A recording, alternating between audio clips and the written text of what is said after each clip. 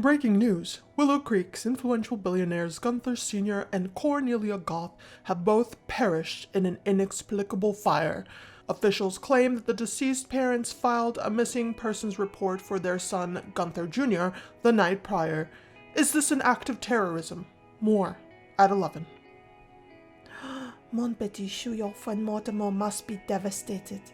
I am no witch, but I could tell his art is genuine. It would be lost without his family. Tatiana's heart sank. The thought of not having any immediate family scared her more than anything. She knew she was to blame for Mort's brother's disappearance, but had no idea how to make that better. Yet now she somehow knew about his parents dying in the fire too. What's the correlation? In fact, why would she see it?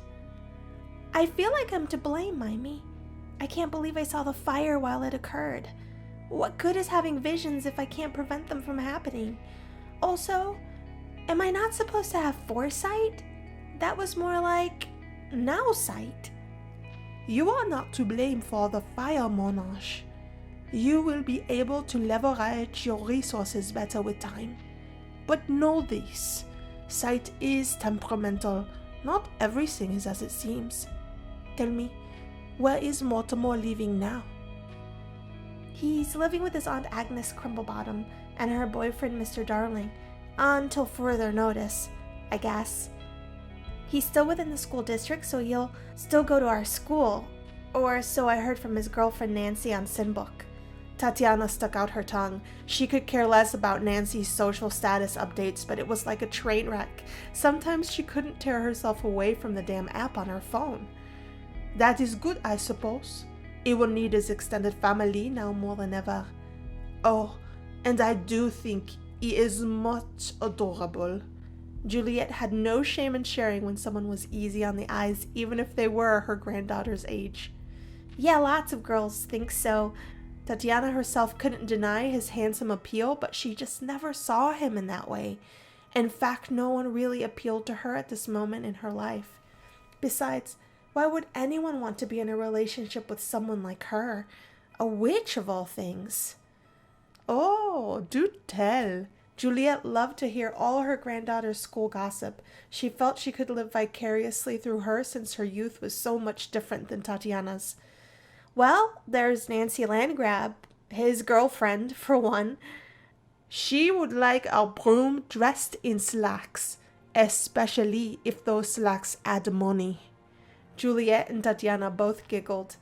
Yeah, truer words have never been spoken, Mimey. Oh, and there's one of the Caliente sisters. Tatiana scratched her head in deep thought. Also Bella, but I don't want to talk about school.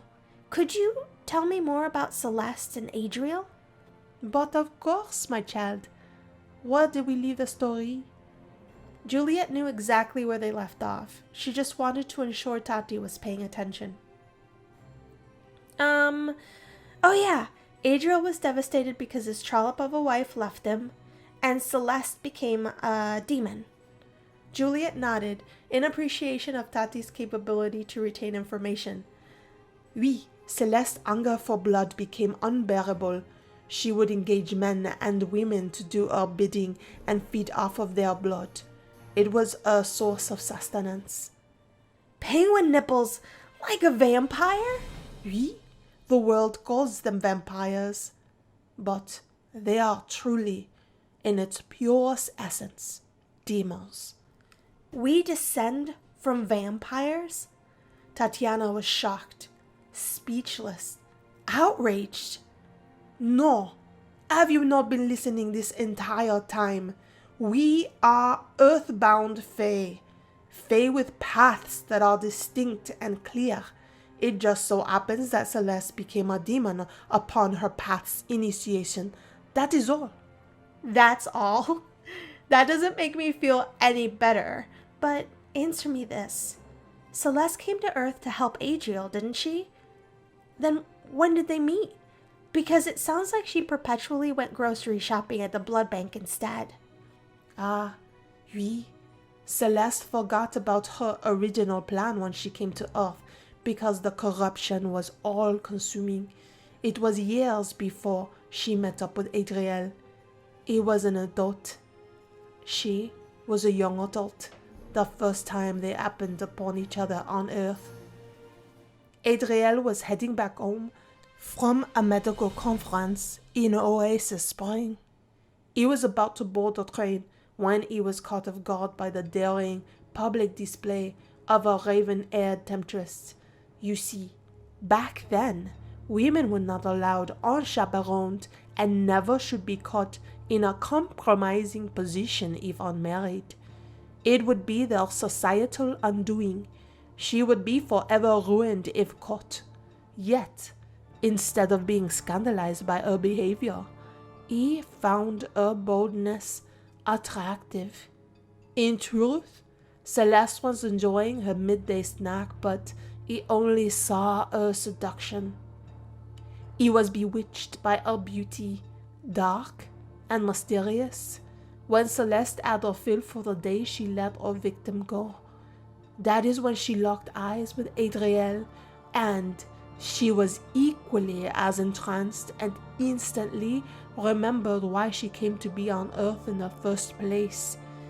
A black soul stirred within her in memory of who they once were. Her now cold heart began to beat violently in hope of redemption. Could she still help Adriel? Was he still shattered by a broken heart? But who would save her from herself?